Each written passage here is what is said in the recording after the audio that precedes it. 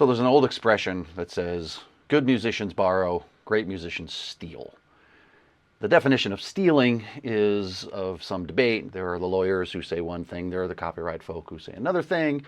There are music analysts and statisticians and students and other people who will dig very deeply into the notes and structure and framing of things, and they'll tell you whether or not one song is stolen from another.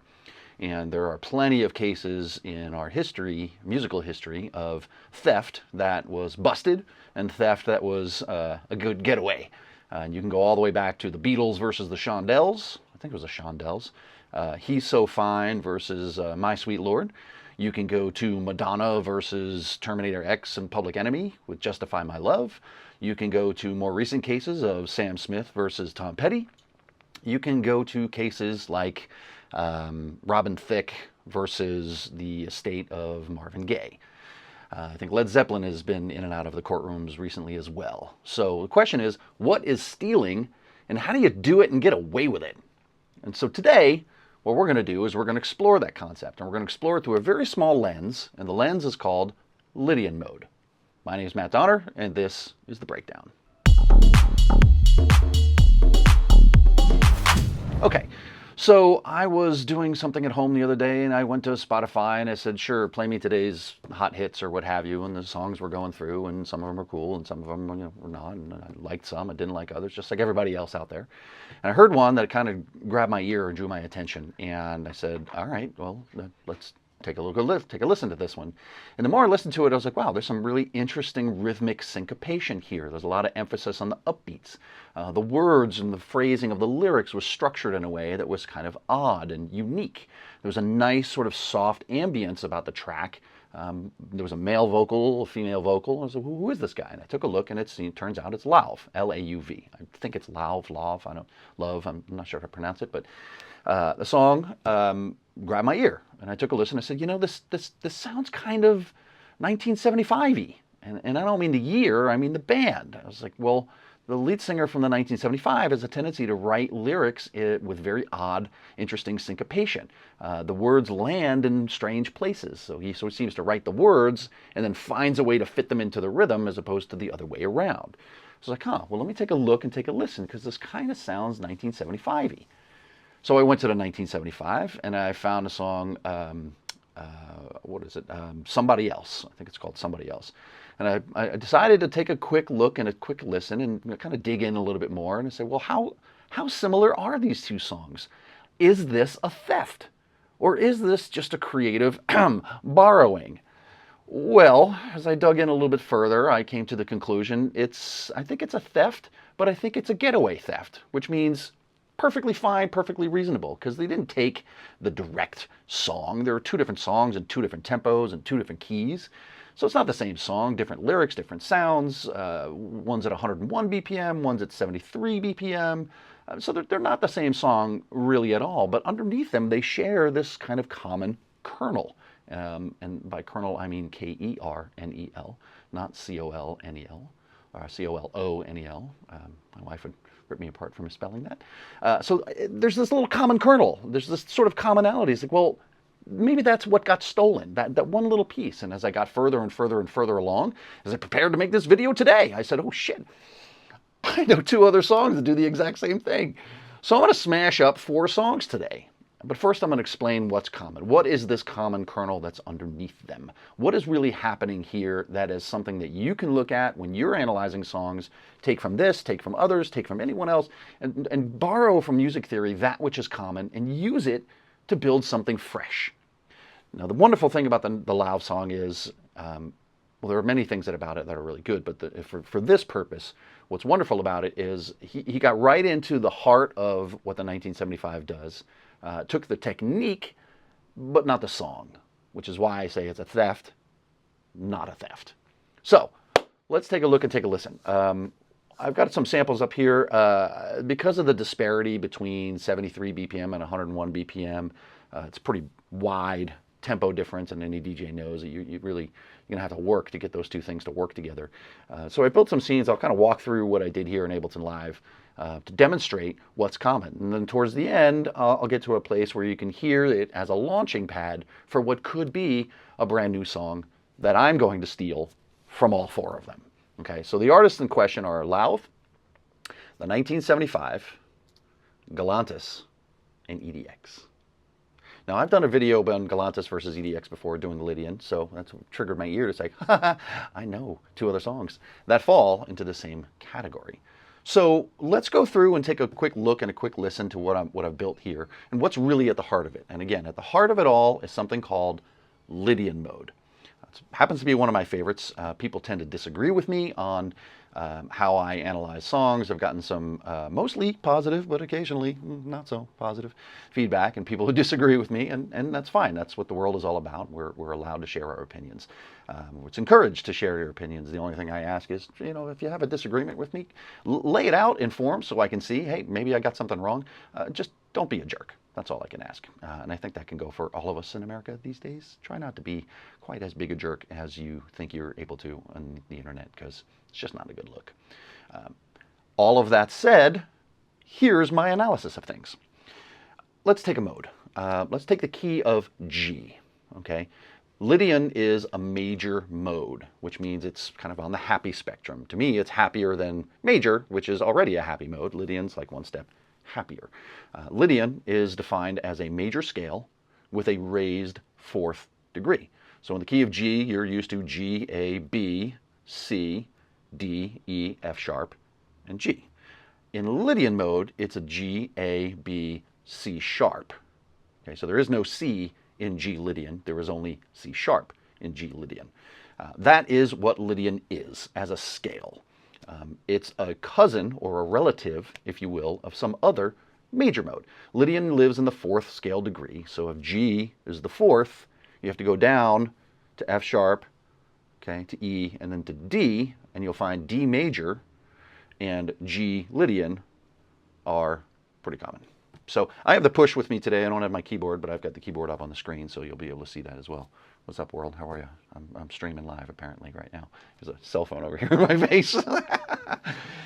You don't care. Let's get back into it. G Lydian, G, A, B, C sharp, D, E, F sharp, and G. Sounds like... 1, 2, 3, our favorite. 1, 2, 3, sharp 4. So you end up with this nasty flat 5, sharp 4 diminished thing.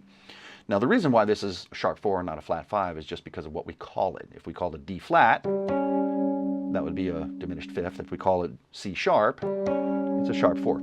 Same interval to our ears. Our ears don't know the difference. But the reason why this is now happy is because you have this kind of tension married right next to this happy and then this stable. So you have one happy, stable, tense, or kind of floating, unreal, surreal. Lydian mode used a lot in Disney scores and happy scores like that. Like I say, I'm a fan. So what we're dealing with here in these four songs is really, and I didn't do the whole song, just took little snippets of it. 2 chords, 1 major, 2 major, 1 major, 2 major, G major, A major. Remember A major, A, C sharp, E. So there's that C sharp. Now in these songs, there's a slight variation, at least I'm treating it with a slight variation. Instead of just doing a straight major triad, we're doing a suspended, or a sus2. 1, 2, 5, and then a 2, 3, 6. That siren was almost right on key. 1, 2, 5, 2, 3, 6. Or the same 1, 2, 5 shape moved up a whole step. Okay, so you can kind of move it around. It's nice on the push that way. So if I just play the first scene, this is the Lauv song. There's no way.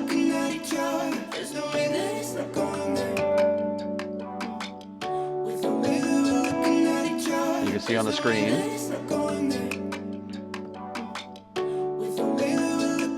Now there is an extra note. Ah. So you get this nice little 5, 7, 6 little melody thrown into the chords as well. one more time. And actually, let me solo it so you can really tell. I should not have done that. I can solo it here.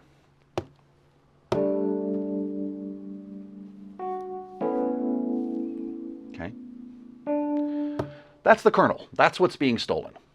Those two chords, 1 major, 2 major, done as suspended 2. That's what's being stolen.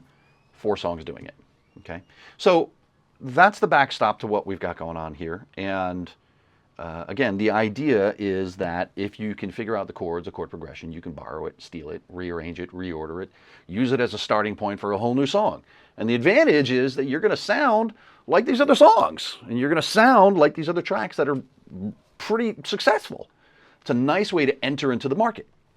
Hey, I'm a producer, I'm a songwriter too. I've got a really cool track. You might find that I sound like some of these other songs. So tag me in those genres, tag me in with those artists, and let's grab from that audience. Because if that audience likes the other songs, they're probably going to like mine too.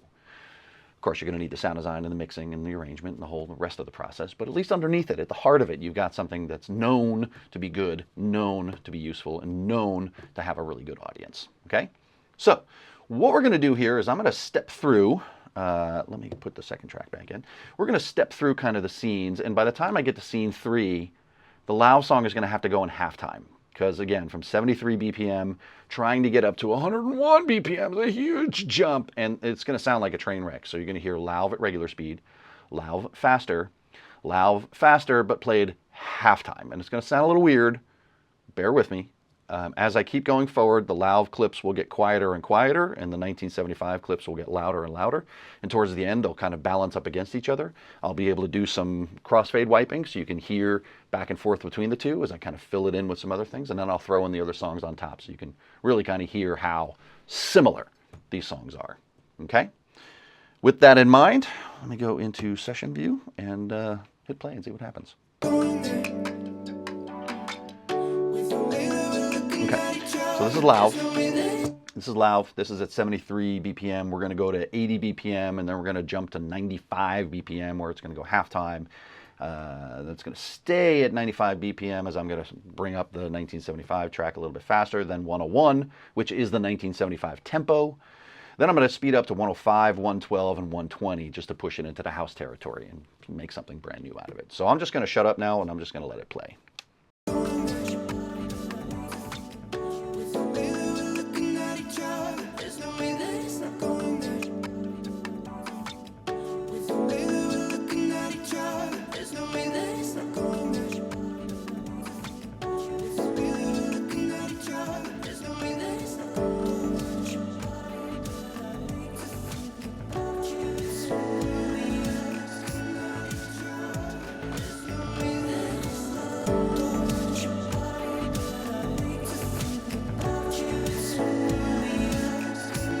Okay, this is a 101.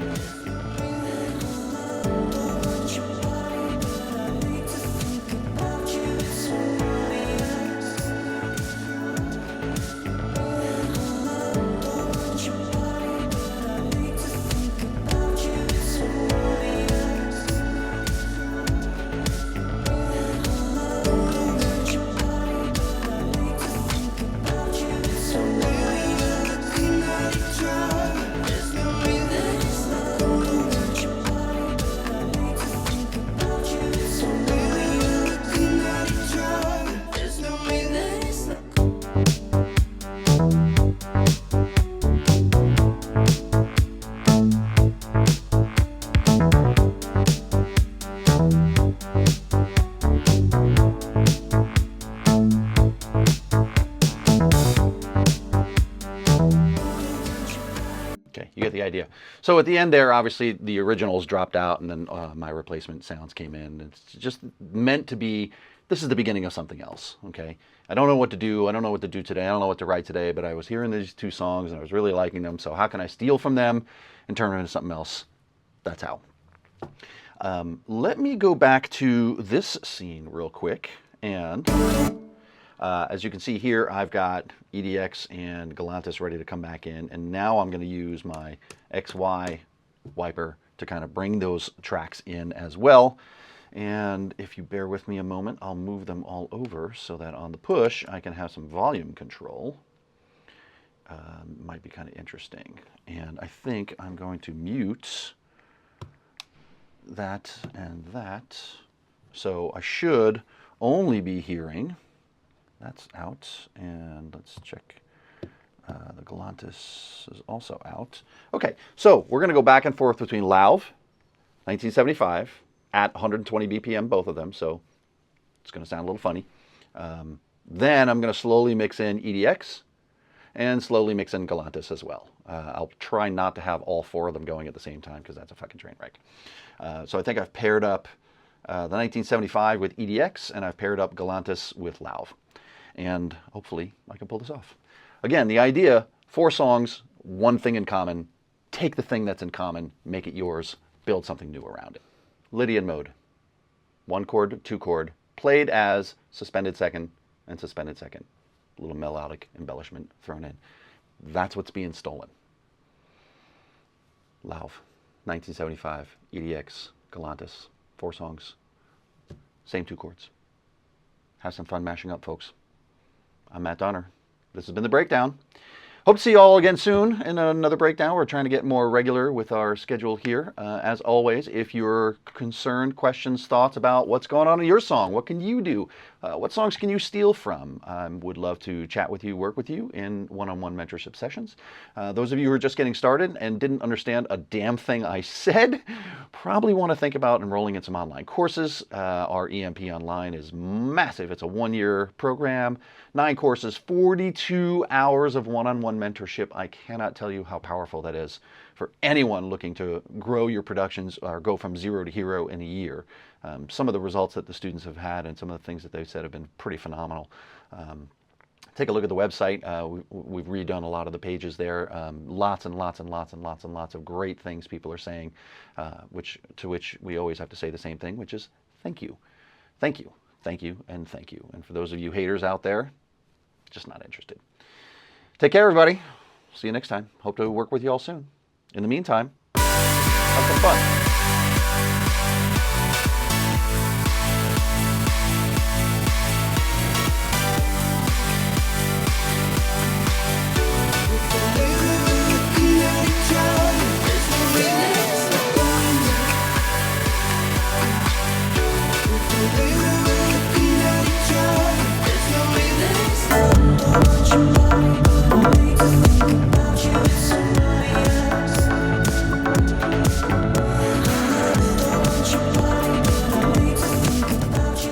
If you're an aspiring music producer and ready to evolve your sound, find out more about our San Francisco ground campus, online classes, and one-on-one mentorships at Pyramid.com.